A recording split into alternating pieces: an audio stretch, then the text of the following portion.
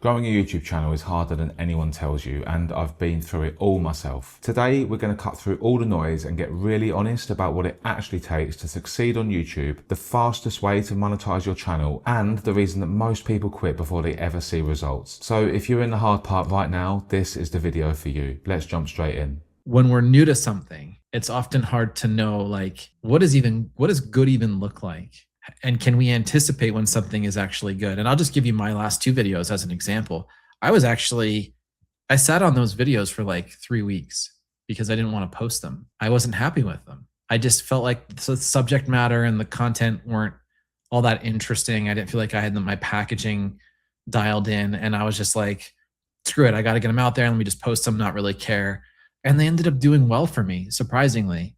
And so it's sometimes the things that we think are not going to do well end up doing well. And the things that we're just like, this is amazing, it's going to kill it. Those just like, they don't do anything. So it's really hard to know. And I think that level of discernment or the taste to know when something is good versus not, that just takes years to develop. When you don't get the results that you expect or want, it's difficult to stay motivated as well. And then the motivation for new content seems to dwindle. And I've known a lot of people that have really struggled with that. How do you maintain that enthusiasm when you're creating content? Whenever I'm like in a creative rut, I ask myself, is there a video asset that I can make that is just genuinely helpful to people? Even if it's not my ideal viewer, but like, can I make a tutorial that answers a specific question? And so this is going to sound really stupid, but I'm working on a video now of how to include chapters in your YouTube video description. Yeah. It's like the most basic thing in the world. Anyone who's posted videos on YouTube probably knows how to do chapters. But number one, not everybody does. There's probably a lot of people that don't know how to do chapters. And number two, can they do it in a quick, easy way, guided by AI that does keywords in the chapters and that also does the correct timestamps in a very quick way? So my challenge to myself is, how do I make that video for somebody? You know, like the 2026 version of how to make chapters effortlessly for your YouTube videos. Evergreen content like this can sit on your channel for years and just accumulate views. Yeah. And not only will that video pay for itself, but it will bring in fresh eyeballs. I've noticed this on my own channel with a lot of the how-to evergreen tutorials I've made. 90% of the viewers on those videos are brand new to my channel, meaning they've never seen any of my content before previously. But then what happens is they watch my tutorial and then YouTube will recommend some of my highly popular videos after the fact, like how much money YouTube paid me or how YouTube changed my life. And then if they watch that, now they're in my ecosystem. So there's some value there in doing these lower effort, lower friction, easier to produce tutorial evergreen style videos if your niche supports that, as a way of like getting content out there that's genuinely useful, that builds up the back catalog, that becomes a useful asset, that doesn't require you to always be in this mindset of how do I make the next viral banger? Because living in that mindset is completely exhausting. It is. And that's where I was, because I was getting maybe 85% browse traffic. So all of my impressions and views came from the YouTube homepage, which is, you know, the gold standard, right? But the problem is, if that video doesn't perform, it just dies. Whereas now I've got a couple of videos that are consistently pulling in a couple of hundred views a week, which isn't a lot. But over time, I think that strategy of having some search-based content like Kelly's talking about is actually quite viable. And it takes a lot of the stress out of content creation, because I'm always sitting there thinking, how can I make the next video that's clickable, interesting, delivers value? Well, actually, there's so many things that we take for granted as creators that we know how to do that people just don't. AI has made content creation very accessible for millions of people. But like you said, as a result, everyone's starting to sound the same. You know, there are literally millions of channels out there just using ChatGPT to write their scripts for them and then just reading that back into a camera. And it's all information that anyone can get really quickly. And it almost begs the question, why are you going to spend time watching a video if it's just AI content? And that's where being on camera, like you said, being authentic, having something different, a reason that people are going to watch you over anyone else, is really going to help your business, your channel, your content. And we see that with people like Rob the Maritimer, right? I mean, we use him as an example fairly often because on the face of it, he doesn't have the most amazing production value, but he's such a likable person that people just flock to him and his videos. And he's just recently hit 100,000 subscribers, right? You don't need to be perfect. You just have to be likable and enjoyable to be with. Right. Yeah, and having a unique lived experience that you're sharing, because you can't go to ChatGPT and Claude and say, write me a script on this topic, and then have it give you something that feels genuinely unique to that person, because it doesn't have the context, it doesn't have the memory or the lived experience. And so whenever we're coming up with our own content, it really would serve us well to pull in what are the actual examples and stories from my own life that can help illustrate the point that I'm making. So that's going to be increasingly more important. Milestones that we've achieved, goals that we've accomplished, mistakes that we've made, all of this stuff ties into this bigger narrative on our channel and our content that the AI forward channels just won't have.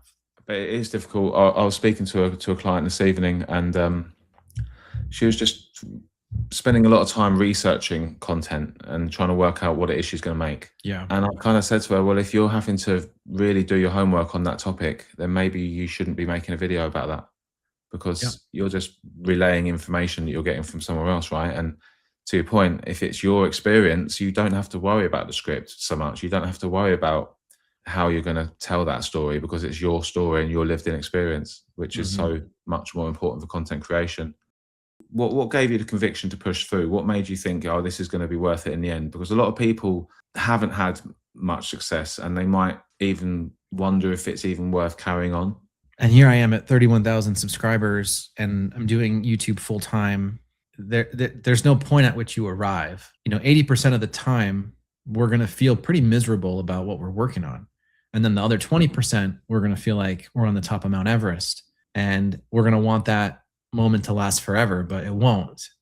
And so we just have to get used to the idea and accept the idea that we're going to feel pretty miserable most of the time. So it's a function of how do you build resilience, knowing that you're going to be operating in this high level of uncertainty, this high level of putting in all of these hours and I'm getting very little out of it. That's the plight of the entrepreneur. That's the plight of anyone doing anything challenging. Is there's no guarantees, there's no certainty, and it could very well fail miserably on its head. And it's really just the people that stay with it long enough to see it through are the people who are successful. Yes. So there's no encouraging advice here other than to say, get used to feeling shitty about your YouTube growth. No one is instantly good at YouTube. And the people that we see in our home screen that have 1 million views on a video that they recorded in their backyard with their phone with no mic, and they were half dressed. It just looks like they just had a random thought popped into their head. They recorded a video and boom, 1 million views. The people that have that happen to them, it's a function of timing, the topic, the story, and it's not something that they can replicate. So a lot of people, they see these people blow up, these everyday people blowing up, the non-YouTubers of the world getting 1 million, 2 million, 3 million views, and they think that that's normal and that's something that everyone can get, and it's absolutely not. It is the 1% of the 1% of the 1%, and it is just like a perfect storm that made that happen for them. And so what we have to get into our minds is if we want to grow a channel, we've got to put in 3 to 5 years of agony, of frustration, of feeling defeated, of making very little money, if that's the goal, of having very little impact on viewers, if that's the goal. That's just the way it is, And if you think about YouTube in the aggregate, just filming something, like there are videographers who go to school for video who have, 25, 35 year careers just on video. Same thing with audio engineers.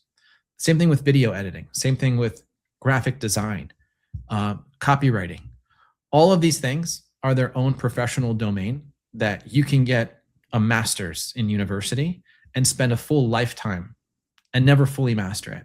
And yet here we are as content creators trying to do every single one of those disciplines all at the same time.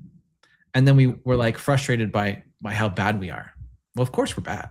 Incredible, isn't it? expect to be bad for many, many years. People tend to forget that just by having a YouTube channel and putting yourself in front of a camera, pressing record, editing that video, and then publishing it online for the world to see, you're already in like the 1%. Yeah. It's not an easy thing to do at all. But let's be honest, a lot of people's main motivation for YouTube is financial, isn't it? I think so. Yeah, I think so. What would you say is the best way for people now who are seriously considering making money on YouTube? What would they put their time into to then get the results down the line? There are a lot of ways to do it. I've focused almost exclusively on one-to-one coaching. And I think anyone out there who has maybe a unique skill or some domain expertise, or maybe you've had, a decade in a professional career where you've earned a level of professional experience doing something, solving a problem, helping people overcome a challenge. All of that you can convert into some kind of one-to-one offering for the most part. And there's going to be people out there who they need help with pretty much like it's limitless what people need help with. Honestly, when people hear me talk about this, they kind of tune out because the idea of one-to-one coaching, it doesn't feel achievable for a lot of people. Maybe it's like a work-life balance thing, or maybe they just don't feel like they're good enough with people in general, or they don't want to work directly with the general public. But that's kind of the sacrifice you have to make if you want to make a decent income. Otherwise, chase virality, try to get a few million views a month. Maybe you can cover your living expenses with AdSense at that point. But one-to-one coaching, in my view, is just the quickest on-ramp to becoming a full-time creator. You obviously work a full-time job. So one of the things I want to ask you, one, how the heck do you manage making videos while you have a full-time job?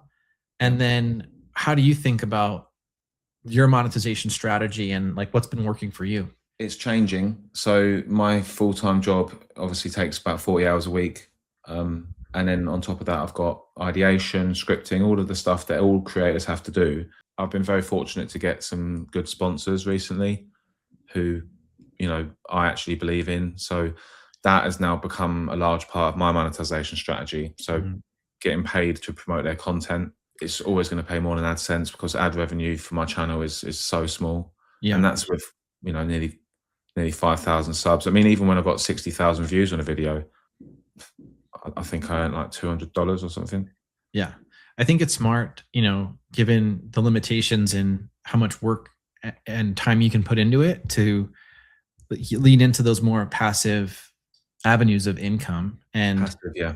Yeah. And it's nice. It's not like fully passive. You have to do the integrations. You have to play with the tool, make sure it's something that your audience finds valuable and that you genuinely believe in.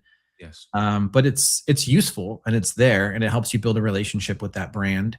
And, it's also like, you never know when a video is going to just take off, and if you've got a nice sponsored segment in a video that gets a couple 100,000 views, I mean, that could be a good chunk of residual money for months and months and months. There's definitely a place for it. And then, that could potentially help become an off ramp to doing YouTube more full time, potentially. It has been the most, I would say the easiest money that I've made on YouTube, if I'm going to be completely honest, because I haven't got to trade my time. I record one segment, which takes a couple of hours to edit maximum. And then I just drop that into each video. So it's done. And then each month, I'm getting a couple of $100 just from sign-up bonuses, right? Yeah. And a lot of people won't talk about this because, you can't talk about money, but I believe in transparency and honesty. And I think that's honestly the best way to go, because time for money, which is your model, just doesn't work for someone with a full-time job. So I'm very limited in what I can do. I started my channel July of 2024. 4 months later, I started coaching. And that same month, I said, screw it. I'm going to quit my full-time job and just go all in on YouTube. And so I had the luxury of just spending all day, every day working on this. But it took me 12 months of doing that to work full-time on YouTube to actually get to a full-time monthly income. I also don't think I'm like the quickest learner in the world. I think I'm a little bit slow. People more capable, more competent can probably accomplish more than I did while working a full-time job. It took a while, and it's just, it's something you have to learn. And learning the different business models, and it's not for everybody. Entrepreneurship is not for everybody. And if you're trying to do YouTube for money, you're an entrepreneur. And you might consider yourself a content creator or a YouTuber, but if you really want to grow your channel and take this thing seriously, you really do have to think like you really have to adopt a business mindset and stop treating it like a hobby, because a hobby will not grow your channel. Like treating it like a hobby is just, you're just going to putz through it and fumble around and maybe make a couple bucks here and there. But the people who are actually making any meaningful money from YouTube are legitimately treating it like an enterprise, like a business. They're thinking really deeply and intentionally about how to monetize and make money. And so it's like, how much you make is in direct proportion to how hard you try and how much, I think Ali Abdal made a video about this not too long ago. He kind of confronted his audience and was like, listen, if you want to make money on YouTube, you got to think about how to make money on YouTube all day, every day. Like you just got to be immersed in it all day, every day. And that's basically what I've been doing for the last 12 plus months. And it's worked out for me, but not to the extent it's worked out for other people. So we all kind of arrive on our own times, I guess is what I would say. The amount of work it takes to run it as a business, people don't realize. I know the effort that you put in and the stuff on the back end. I've just completed my tax return, which is something that not a lot of people want to talk about, but it's just a reality of it. I'm going through spreadsheets for each month's expenses and outgoings and income with invoices in, invoices out, working out currency conversions and how much I got charged to transfer dollars to pounds. And, on top of that, you've got all of the other things that you're doing as a content creator. But it's one of those things where it's like delayed gratification, right? It's like, do you expect instant results? Like if you're like impatient generally, if you expect results instantly, then probably not cut out for YouTube or content creation in general. The people who truly understand that this is a long-term endeavor and that can accept years of little to no results, those people are well poised to succeed, provided they stay consistent and they see it through. I'm finding with myself in particular, trying to grow a YouTube business and being my own boss and writing my own schedule. I'm not accountable to another person who's giving me a hard time when I miss a deadline. So every day I'm free to get distracted by a million different things. Shorts, I could sit there and watch shorts for a half hour and I'll be like, where did that half hour even go? Yeah. I could sit and watch, just like there's a variety of things to get distracted by today. And it's really hard to focus in on the one things that we need to work on. And for anyone listening and watching, like creating content is the highest leverage activity that we can be doing. And if we're not doing that every week, then we're probably missing an opportunity. And this is more coaching for me than probably you folks out there. But there's just so much that's pulling for our attention and it's hard to resist it. So I don't know. It's a kind of a quagmire that we're in. And you're right. AI is just going to make it worse. Well, I was actually curious, I mentioned earlier how, you're feeling like you're in a bit of a dip. How do you deal with that? Because I think we all have different ways of thinking through it or pushing through it. And I'm just curious from someone who might be feeling that in the moment right now, what's your take on that? Yeah. So it was really difficult for me to go from getting, multiple thousands of views per video to 1,500 in some cases. But like we touched on today, I zoomed out and I realized that it's just a very small part of the timeline. Yeah. And, I'm in it for the long haul. Right. So as long as I keep at it and continue to do what I'm doing and continue to be helpful to people, it will work itself out eventually. And even if for a couple of months I don't stress about it as much, my mental health's then better. I'm not as stressed anymore. I'm not putting myself under as much pressure.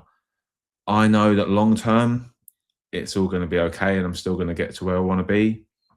There isn't a rush. It's not a race, and it is a marathon, and I have to keep reminding myself of that. Yeah. And also just really reaching out. I became quite isolated. I stopped doing these live streams. I really went into my own head. And actually, it's the community on YouTube that really got me where I am now, and what really took me through the hardest times when I started my channel. Mm-hmm. So I'm now leaning back into that and reconnecting with people like yourself, yeah, doing these live streams again, maybe not as often as I was, but learning to enjoy it, I think, because Yeah. it did start to feel like just a second job. Yeah. Whereas in the beginning, I loved it, and I still love it. So I really have to find my passion for it again, or I am finding it again, and learn to enjoy it, and also just take a step back and realize this is a long-term play. And Yeah. for anyone that's struggling to get views right now, you know, realize why you're doing it. And if it's to make money, build a business, make an impact, change people's lives, it's going to take time. And I'm not talking about months, but like you said, Ty, it's going to take 2 to 3 years minimum. All you got to do is just keep going, and I know that's a lot easier said than done, but we tend to over dramatize the moment that we're in. And rather than, like you said, zooming out and understanding that this is just a little blip on this much longer timeline that we have to work our way through. Yeah, Rob says, it can be extremely isolating. It is a lonely job. And I think that's the other thing, is like surrounding yourself with the people who you feel like, one, can give you good feedback, or two, who they're doing something really unique and compelling themselves that you can maybe learn from. Um, and it's one of the things that I struggle with, because I'm a bit of an introvert, is I don't often reach out to other people to like make connections. And maybe there's some folks in the chat or folks watching that feel the same way. If you're feeling like, one, you're not valuable, or two, why would anyone talk to you, or why would they want you as their peer or part of their network? You never know until you ask, and you gotta have to take a bit of a risk and reach out and say, hey, I'm doing YouTube, you're doing YouTube. Do you need a YouTube buddy? Or find a community, find some other people, some hardworking people that are in the arena trying to do the thing that you're trying to do, and just find some refuge in that company, because we all need it. We do need people. As much as we tell ourselves we don't, we absolutely need people. Yeah, we do. If anything, just a sounding board or a shoulder to cry on, or for inspiration. So that's my words of encouragement there. If you enjoyed this interview, then you're really going to enjoy this one, where I sat down again with Ty and Rob the Maritimer to talk about all of our YouTube journeys and the best way to help small channels reach their goals. So watch that next, and I'll see you over there.